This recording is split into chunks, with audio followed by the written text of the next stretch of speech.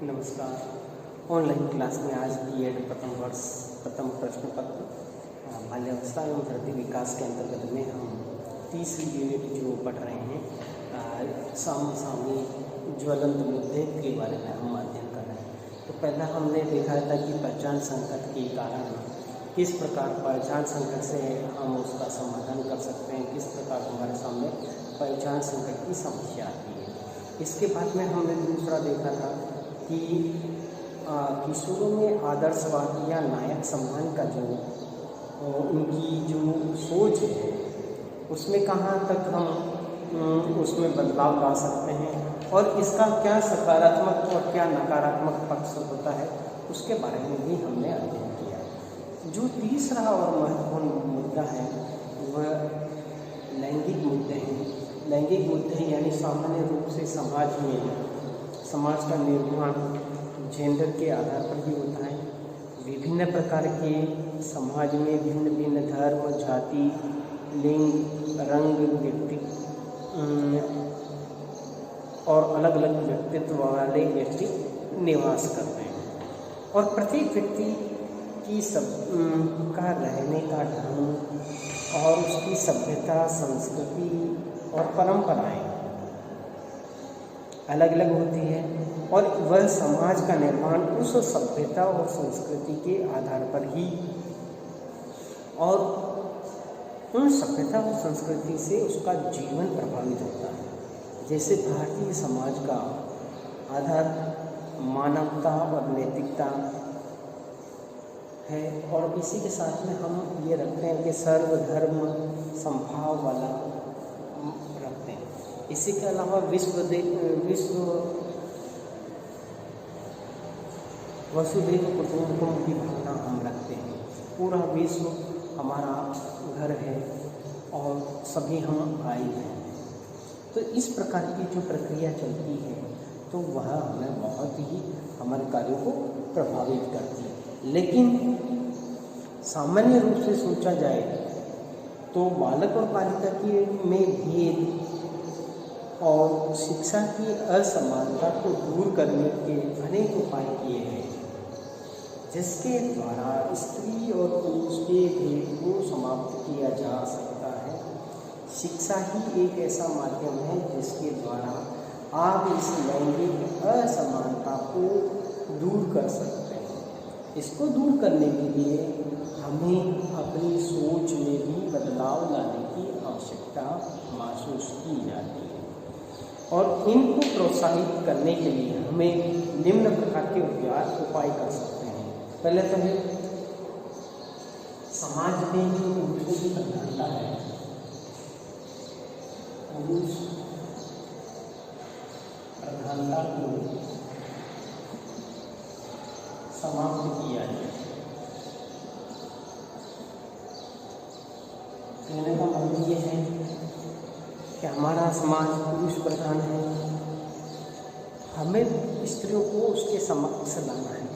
तो हमें क्या करना है, हम उनके माध्यम से, जैसे कि आज हम किसी बच्चे का एडमिशन करवाने जाते हैं तो पिता का नाम लिखते हैं तो उसके साथ में माता का नाम भी आवश्यक है। माता के नाम के अलावा हमें माँ को अधिक बढ़ावा देना है और स्त्रियों को आगे रखना और स्त्रियों को भी अपनी जिम्मेदारी लेनी पड़ेगी। यूँ नहीं काम तो पुरुष करे, नाम स्त्री का रहे, तो ये स्थिति बहुत ही दयनीय हो जाएगी। इसलिए हमें समाज में जो बालिकाओं की जो स्थिति कमज़ोर समझने की जो धारणा है उसको भी हमें बदलना है। इसके अलावा जो धार्मिक प्रोग्राम होते हैं उसमें महिलाओं का महत्वपूर्ण योगदान लेना चाहिए और धार्मिक और ऐसी कोई भ्रामक व्याख्या नहीं करनी चाहिए जिससे स्त्रियों की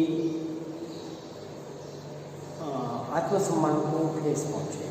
इसी के साथ में समाज में बालिकाओं के प्रति व्याप्त जो नकारात्मक सोच है उसको दूर करने का हमें उपाय करना चाहिए।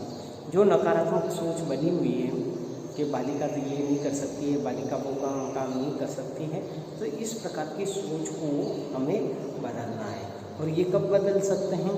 हम शिक्षा के माध्यम से और जागरूकता के माध्यम से। समाज में जब तक हम जागरूकता नहीं लाएंगे तब तक हम ये बदलाव नहीं कर सकते।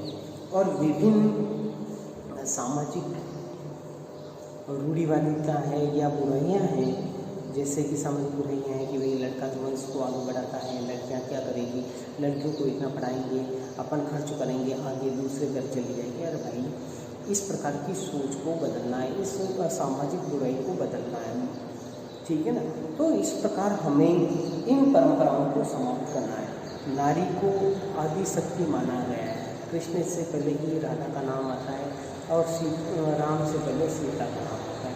तो ये दोनों ही आदि शक्तियाँ हैं, सीता राम और राधा कृष्ण। तो हमें इसी प्रकार की परंपरा बनानी है और महिलाओं को बराबर का सम्मान देना है। और महिलाओं ही ऐसी